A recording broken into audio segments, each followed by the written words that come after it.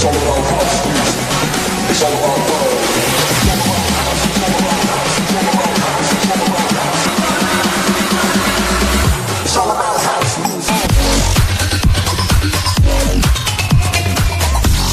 Hello friends, तो episode की starting में हम देखते हैं यांग मिंग हुआ कमांडर मीटिंग में आ जाता है, जहां पर वो जी चन को देखकर बोलता है, तुम यहाँ कमांडर मीटिंग में क्या कर रही हो। तो जी चन उसे इतनी सरलता से जवाब देता है कि वो जी चन को बैठकर मीटिंग अटेंड करने की परमिशन दे देता है। अब मिस्टर प्रेसिडेंट कमांडर जिंगसिंग से डिमन ट्राइब के प्रिंसेस के बारे में डिस्कस करता है कि हम इसका क्या करें। तो कमांडर जिंगसिंग बोलते हैं, डिमन ट्राइब ने किसी को नेगोशिएट करने के लिए भेजा था, जिस पर हमने उसके सामने एक शर्त रखा तो उसने एग्री नहीं किया, जिसलिए ये प्रॉब्लम और भी ज्यादा कॉम्प्लिकेटेड हो गया है। तो अभी उनमें से एक ऑफिसर बोलता है, अगर हम प्रिंसेस को वापस कर देंगे तो ये हमारे ह्यूमन क्लैन के लिए शर्मनाक होगा, तो हम लोग कॉम्प्रोमाइज नहीं कर सकते। जबकि प्रिंसेस को बंदी बना के रखने से डिमन ट्राइब उनके ईस्टर्न रीजन पर बहुत ज्यादा तबाही मचा रहे थे, क्योंकि ईस्टर्न रीजन पर ह्यूमंस का डिफेंस सिस्टम काफी वीक था और डिमोन्स का स्ट्रॉन्ग। तो ऑफिसर मिस्टर प्रेसिडेंट को इसके ऊपर फैसला लेने के लिए बोलता है। यांग मिंग हुआ प्रिंसेस को तो इतनी आसानी से नहीं छोड़ने वाला था, जिसलिए वो ईस्टर्न रीजन पर और भी आर्मी को भेजने के लिए ऑर्डर दे देता है, जिसके साथ साथ वो बोलता है, प्रिंसेस भले ही हमारा एक कैदी है पर वो है तो प्रिंसेस ही, ऐसे में अगर हम उसे बैरक में रखेंगे तो ये उसकी इंसल्ट होगी।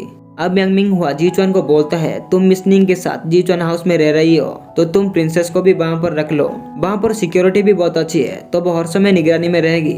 ये बात सुनकर जी चुन मना करने के लिए उठाई था कि तभी हम देखते हैं बाहर से डिलिन नाम का एक ऑफिसर गुस्से से लाल पीला होते हुए बिना परमिशन के अंदर आ जाता है और जी चुन को गालियां देना स्टार्ट कर देता है। अब यहाँ पर हमें फ्लैशबैक में दिखाया जाता है जहाँ पर डिलिन यांग मिंग हुआ से मिलने के लिए गया था, जहाँ पर वो बोलता है, उस कौमी ने जी चुन को मारने के लिए मुझे और कितना इंतजार करना पड़ेगा, उससे मेरी पुरानी दुश्मनी है तो मैं उसे नहीं छोड़ूंगा। ये सुन के यांग मिंग हुआ बोलता है, जी चुन कैपिटल में वापस आ रहा है तो तुम्हारे पास एक चांस है उसे मारने के लिए। अब यांग मिंग हुआ उन दोनों को वहां से जाने के लिए बोल देता है। तो दूसरी तरफ हम देखते हैं वो दोनों एक कमरे में बैठे होते हैं, जहाँ पर हमें पता चलता है कि ये दोनों जिगरी दोस्त थे और ये जो मरने मारने की बातें कर रहे थे असल में वो सब यांग मिंग हुआ के सामने एक नाटक था। मजे की बात तो यह है, बाहर खड़े हुए सिपाहियों को सुनवाने के लिए ये दोनों एक दूसरे को गालियां देते हैं और चीजों को तोड़ते फोड़ते हैं, ताकि बाहर के लोगों को लगे अंदर बहुत बड़ा फाइट चल रहा है, जबकि अंदर तो वो दोनों आहिस्ता आहिस्ता आवाज में अपनी बातें कर रहे थे।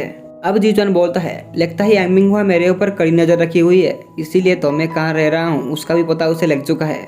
अब वो दोनों एक जिया नाम की लड़की के बारे में बातें करते हैं, जिसे डिलिन लाइक करता है और जी चन उसे सताने के लिए बोलता है, तुम जिया के बारे में सोचना छोड़ दो क्योंकि जिया तो मुझे लाइक करती है। तो डिलिन बोलता है, जिया तो मुझे ही लाइक करती है, इसलिए तुम उसका नाम ना लिया करो, उसे भाभी कह के बुलाया करो। तो भी हम देखते हैं बाहर एक सिपाही उन दोनों की बातें सुनने की कोशिश कर रहा था। तो जी चन एक बड़ा सा गुलदान लेकर दरवाजा के ऊपर धड़ाम से दे मारता है, जिससे वो सिपाही डर के मारे ये सोच के चला जाता है कि अंदर तो बहुत बड़ी युद्ध चल रही है। अब डिलिन बोलता है, यांग मिंग हुआ का किल लिस्ट में तुम्हारा और मास्टर जिंगसिंग का नाम है। दोस्तों, वो जिंगसिंग को इसलिए माना जाता है क्योंकि उसे डर है कि जिंगसिंग के खिलाफ युद्ध करवा सकता है और उसको पावर से गिरा भी सकता है। जिसके बाद डिलिन और भी बहुत सारे इन्फॉर्मेशन देता है, जिसमें वो बोलता है यांग मिंग हुआ का अगला टारगेट है जी चुन फैमिली के सभी मेंबर को मार के मिसनिंग को अपना पपेट बना के रखना।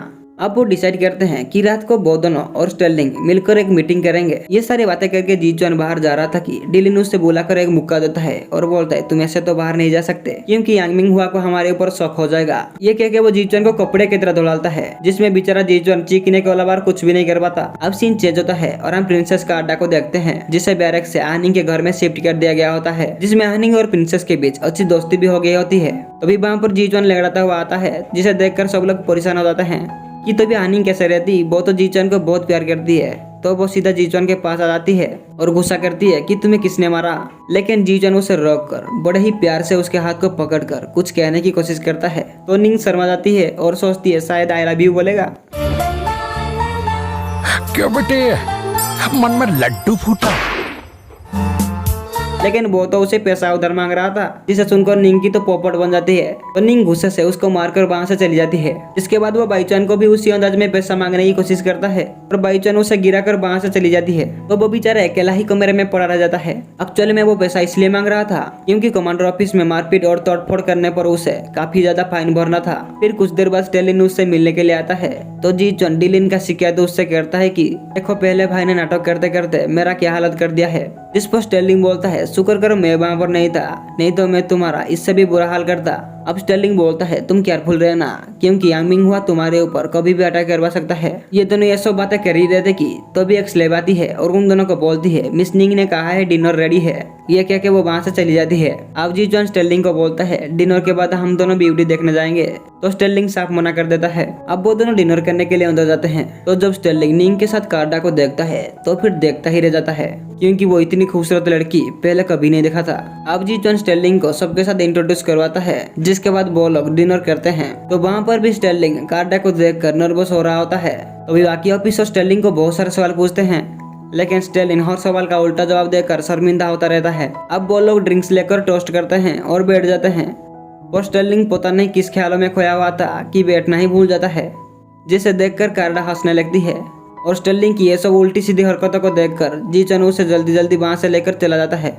जिसके बाद हमें दिखाया जाता है कि रात को वो दोनों खुद को कवर करके कहीं जाते हैं ताकि उन्हें कोई पहचान ना सके। तो भी हम देखते हैं वो एक बार में जाते हैं जहाँ पर वो किसी से मिलते हैं, और यहीं पर ही हमारा एपिसोड खत्म हो जाता है। तो मिलते हैं नेक्स्ट वीडियो में, तब तक के लिए बाय।